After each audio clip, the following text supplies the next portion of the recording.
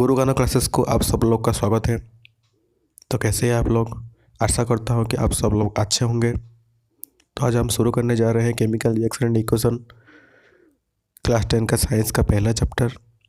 इस चैप्टर को हम 3 पार्ट में ख़त्म करेंगे। तो आज पहला पार्ट में देखेंगे chemical reaction, chemical equation and balanced chemical equations. तो चलिए शुरू करते हैं। पहले हम देखेंगे change. What is change? Change का मतलब होता है परिवर्तन। परिवर्तन क्या होता है?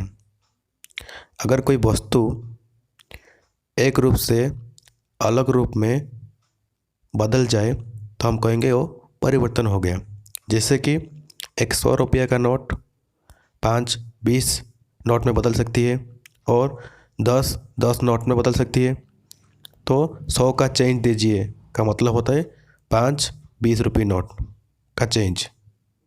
समझ गए आप लोग? तो इस तरह पदार्थ का भी परिवर्तन होता है, जैसे कि physical change, chemical change. Physical change क्या होता है? चेंज इन कलर और state occurs but no new substance is formed. पदार्थ का रंग परिवर्तन होगा, अवस्था परिवर्तन होगा, लेकिन कोई भी नया चीज़ फॉर्मेशन नहीं होगा, सृष्टि नहीं होगा। उसे कहते हैं फिजिकल चेंज। जैसे कि example, water changes to steam on boiling. पानी स्टीम में परिवर्तन हो जाती है, वाष्प में परिवर्तन हो जाती है जैसे जब हम उसको बॉईल करेंगे। इसमें कोई भी नया चीज़ फॉर्मेशन नहीं होता, सिर्फ वाटर उसकी लिक्विड फॉर्म से जाता है वेपर फॉर्म तक। कोई नया चीज़ नहीं फॉर्मेशन होता है। This involves only A change in state. उसका सिर्फ अवस्था में परिवर्तन होता है और कुछ परिवर्तन नहीं होता। इसे कहते हैं फिजिकल चेंज। समझ गए आप लोग? अब हम देखेंगे chemical change. One or more new substances with new physical and chemical properties are formed is called chemical change. इसका मतलब है एक और एक से ज़्यादा नया चीज़ फॉर्मेशन होगा, सृष्टि होगा, नया भौतिक और रासायनिक गुण लेकर। उसे कहेंगे हम रासायनिक परिवर्तन और केमिकल चेंज। उसका उदाहरण है रोस्टिंग ऑफ आयरन। आयरन में जब रस्ट लगता है तो नया चीज़ रस्ट फॉर्मेशन होता है, रस्ट सृष्टि होता है, तो हो गया ये chemical change. The setting of milk into curd. जब दूध दही में परिवर्तन होता है तब नया चीज़ दही पर सृष्टि होता है, फॉर्म होता है, तो ये भी एक chemical change. Digestion of food. जब फूड डाइजेशन होता है वो भी एक केमिकल चेंज है। रेस्पिरेशन, ये भी एक केमिकल चेंज है। जिसमें नया चीज़ फॉर्मेशन होता है वो होता है केमिकल चेंज। लेकिन फिजिकल चेंज में कोई भी नया चीज़ फॉर्मेशन नहीं होता। समझ गए आप लोगों को? Observations that help determine A chemical reaction. क्या देखने पर हम जान सकेंगे कि ये रिएक्शन केमिकल है, एक रासायनिक परिवर्तन हो रहा है? ए chemical reaction can be determined with the help of any of the following observations.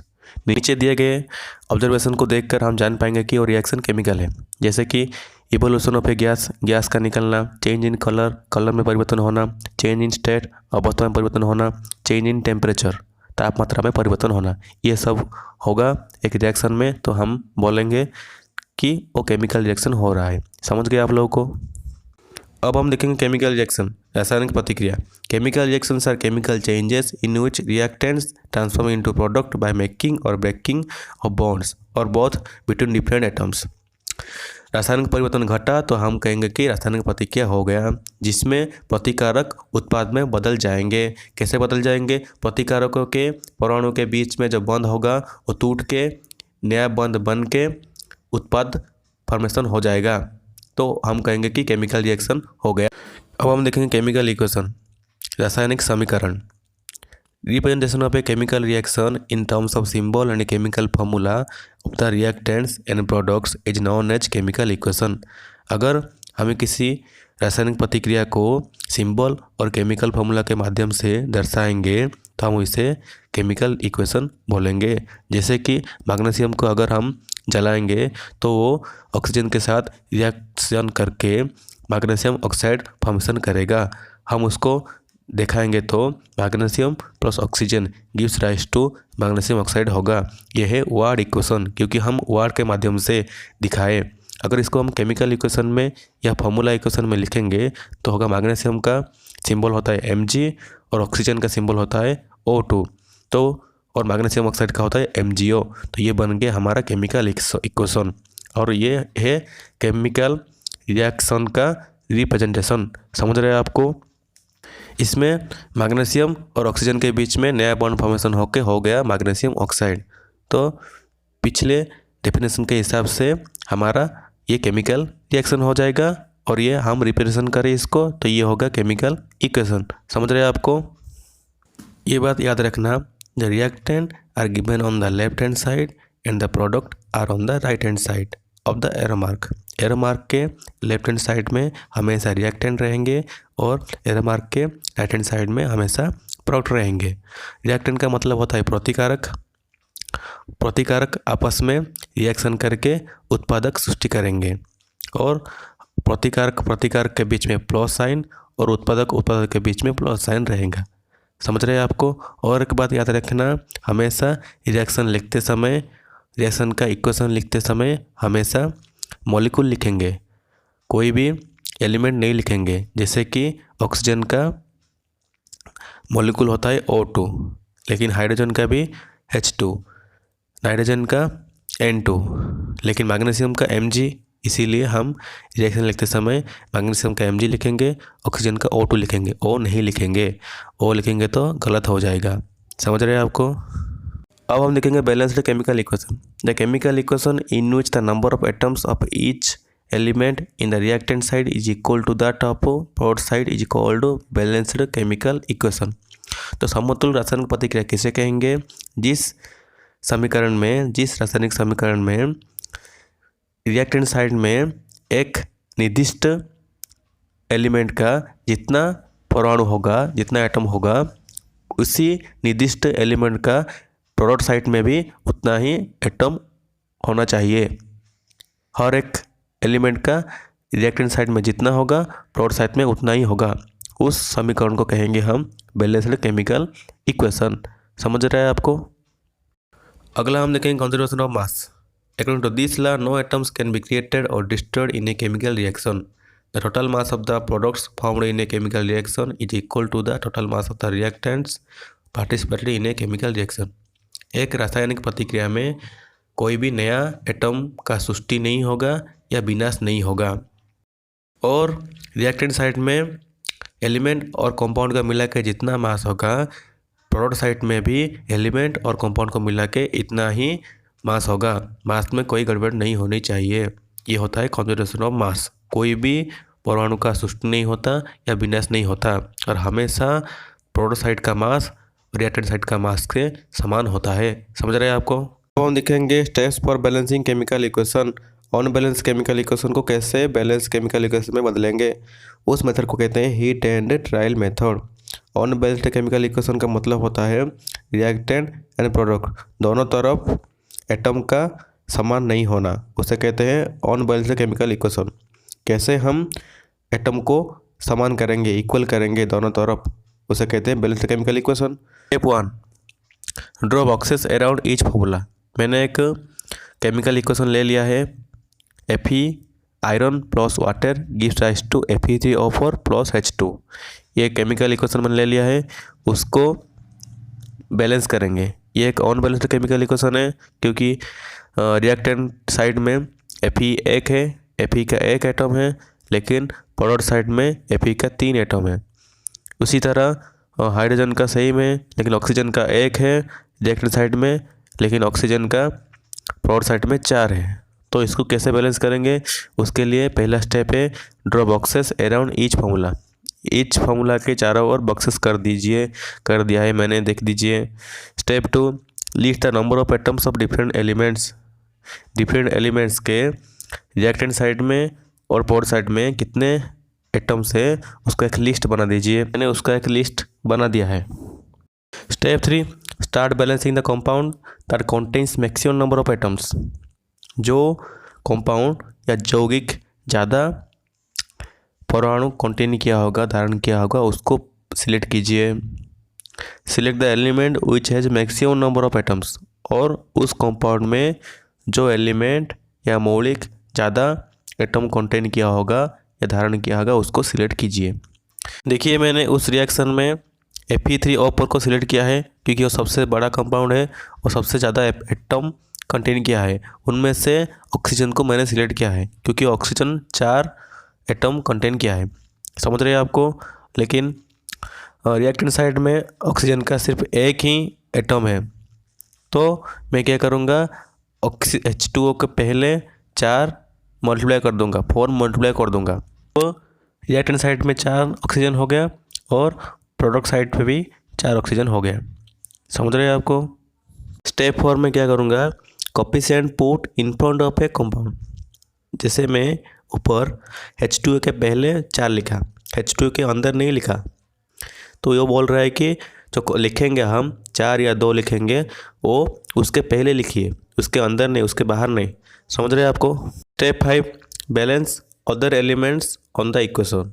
तो ऑक्सीजन बैलेंस हो गया, लेकिन बाकी रह गया हाइड्रोजन और आयरन। रिएक्टेंट साइड पे अब हाइड्रोजन हो गया 4 × 2 8 हो गया, लेकिन प्रोडक्ट साइड पे 2 ही है, तो मैं क्या करूँगा, प्रोडक्ट साइड पे 4 मल्टीप्लाई कर दूंगा हाइड्रोजन पे, तो अब हाइड्रोजन का 8 हो गया रिएक्टेंट साइड पे और प्रोडक्ट साइड पे भी 8 हो गया। तो समझ रहे हैं आपको। अब बाकी रह गया आयरन। आयरन का प्रोडक्ट साइड पे 3 एटम है, लेकिन रिएक्टेंट साइड पे एक ही एटम है, तो मैं क्या करूँगा, रिएक्टेंट साइड पे 3 मल्टीप्लाई कर दूंगा, तो रिएक्टेंट साइड पे 3 हो जाएगा, पहले से प्रोडक्ट साइड पे 3 है, तो अब अभी Fe का इक्वल हो गया बोथ साइड पे, H का बोथ साइड पे इक्वल हो गया, O का बोथ साइड पे इक्वल हो गया। अब देखेंगे step 6, to check the coordinates of the balanced equation and remove boxes. अब देखेंगे बोथ साइड पे हर एक एलिमेंट का एटम का परिमाण समान है या नहीं, चेक कर देंगे। अगर ठीक है तो हम क्या करेंगे, बोथ साइड पे जो बॉक्सेस है वो हटा देंगे। उसके बाद स्टेप 7 में क्या करेंगे, writing symbols of physical state. और एक एलिमेंट का फिजिकल स्टेट लिखेंगे। जैसे Fe सॉलिड स्टेट में है तो उसके पास लिखेंगे S, H2O वेपर स्टेट में है तो लिखेंगे G, Fe3O4 सॉलिड स्टेट में है तो लिखेंगे S, H2 गैस में है तो लिखेंगे G। समझ रहे हैं आपको। लो, ये हो गया हमारा unbalanced chemical equation becomes balanced chemical equation. समझ रहे हैं आपको। अब हम देखेंगे फिजिकल स्टेट के बारे में। कोई एलिमेंट कौन सा स्थिति में है उसको दिखाने के लिए हम ये फिजिकल स्टेट का इस्तेमाल करते हैं।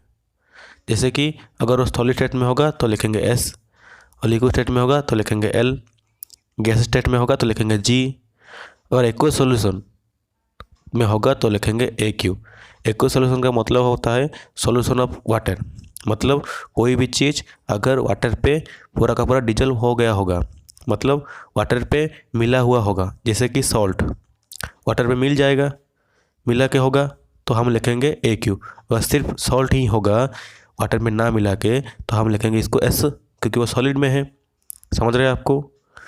For gas produced in the reaction, अगर उस रिएक्शन में गैस निकला होगा तो उसको दिखाने के लिए हम ऊपर की ओर एरो दिखाएंगे।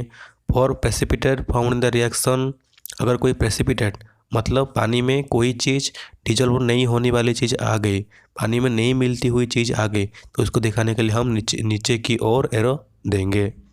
और the reaction condition such as temperature, pressure, catalyst etcetera for the reaction indicated above or below the arrow. प्रतिक्रिया में अवस्था जैसे कि तापमात्रा हो, चाप हो या कोई उत्प्रेरक हो जो कि रिएक्शन को जल्दी कराते हैं, अधिक स्पीड से कराते हैं, उसको दिखाने के लिए हम एरो के ऊपर और नीचे उन लोगों को दिखाते हैं। जैसे कि 6CO2 + 12H2O, इसमें टेम्परेचर है सनलाइट, और किस में होता है, क्लोरोफिल में होता है, तो नीचे लिखा गया है, तो होता है C6H12O6 + 6CO2 + 6H2O। पेड़ का पत्ता क्या करता है, कार्बन डाइऑक्साइड और वाटर लेके सनलाइट के जरिए से क्लोरोफिल में, पत्ते के क्लोरोफिल में कार्बोहाइड्रेट बनता है, मतलब श्वेतसार जातीय खाद्य बनता है, उसके साथ ऑक्सीजन और वाटर भी निकलता है। आज के लिए इतना रहने दीजिए, जो रह गया अगले पार्ट में दिखेंगे। जितना मैं पढ़ाया उसका कुछ सवाल किताब में दिए हुए थे, अब उसको प्रैक्टिस कीजिए। तो इतने में रहता हूँ। जय जगन्नाथ। अच्छा रहिए, दूसरों को अच्छा रखिए। अगर आपको हमारा चैनल अच्छा लगा होगा तो लाइक कर दीजिए, सब्सक्राइब कर दीजिए। हमारा वीडियो का नोटिफिकेशन पाने के लिए घंटी बटन को दबा दीजिए।